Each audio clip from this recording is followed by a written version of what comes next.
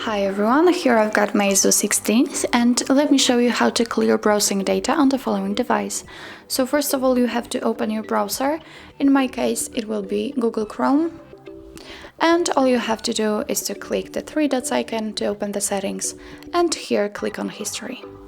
And here, as you can see, we've got listed all pages which have been visited by us. If you want to delete only one of it, simply click on the X icon next to it. And as you can see, it has been deleted. If you want to clear all browsing data, simply click here. And as you can see, now we've got basic settings. You can choose if you want to clear browsing history, cookies, or cached images and files, or let's click on advanced.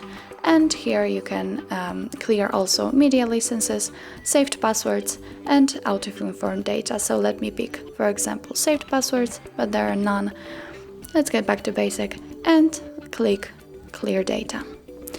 And your device will ask you again if you want to clear site storage. So click on clear. And that's all. As you can see, there is no history here now. And it has been cleared fully. So that's all. This is how you clear browsing data in your MEIZU 16th. And if you find this video was helpful, please hit the subscribe button and leave the thumbs up.